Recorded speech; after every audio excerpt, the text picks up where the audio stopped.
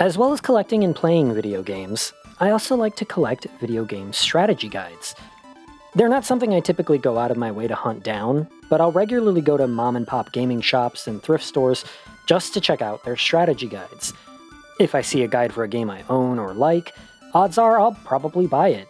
I mean, unless it's one of the handful of highly sought-after guides, these books typically go for really cheap these days, so what's $10, am I right? Strategy guides are becoming more and more of a relic of the past these days. What with online walkthroughs and FAQs and wikis and what have you, strategy guides just frankly are a dead market. You're telling me I have to pay actual money for a book that tells me how to beat a game when Google is right there?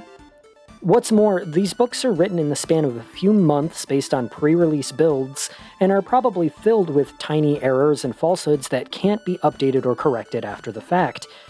The internet and digital media has rendered these things completely obsolete, since now there are dedicated fan sites and message boards devoted to specific games that can have all the in-depth information you could ever need about a certain game.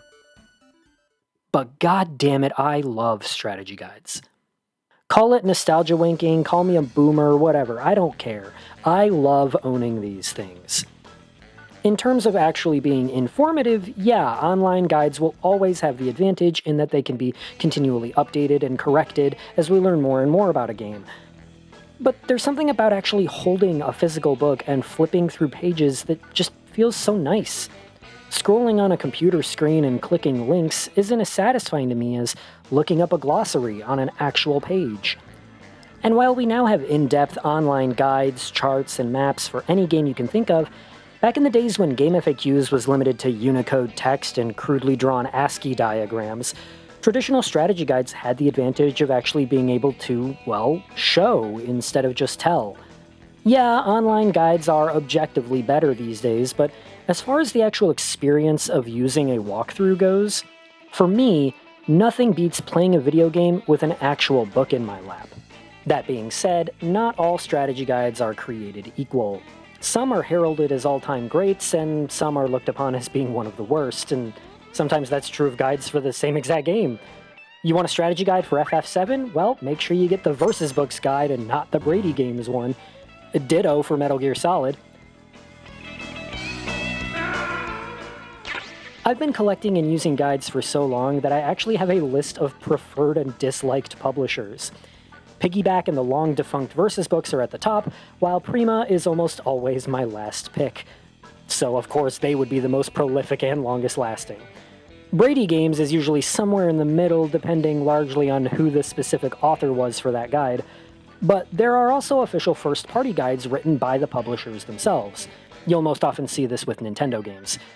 Those first-party guides tend to be a bit bare-bones and sanitized in terms of writing and tone, but do have the advantage of being overseen by the actual company who made the game, meaning the information in them is normally very accurate. But for third-party and freelance guides, it's always easy to tell when the authors did or did not give a shit. Versus Books' Zelda and Pokemon guides are fantastic, but their Digimon World 3 guide? Very much not. Because why the hell would they care about Digimon World 3? This was clearly just a paycheck to them. In fact, some of the best guides I've ever used were unofficial guides, written without permission or license from the game publisher or developer. And almost all of those were Versus Books guides, who got their start as an independent video game magazine in the late 90s. Their unofficial Final Fantasy VII guide, written by a team of RPG fans using a Japanese copy of the game, quickly became the most sought-after guidebook for the game, being much more informative and carefully crafted than the officially licensed Brady Games guide.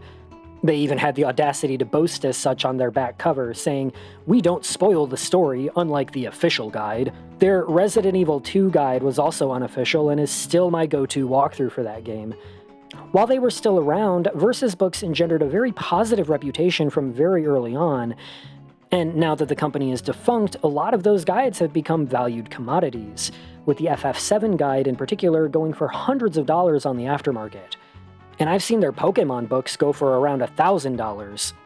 They even make a joke along those lines in their Resident Evil 3 guide, where they point out that publishing Pokemon books is basically an infinite money glitch.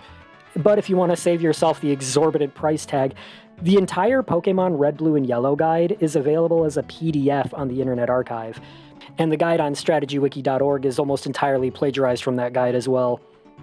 But enough about me gushing over now-defunct gamebook publishers. I thought as a new mini-series on this channel, it might be fun to take a look at some of these guides that I've accumulated over the years, and talk about which ones are good, which ones are bad, and which ones are just kinda okay.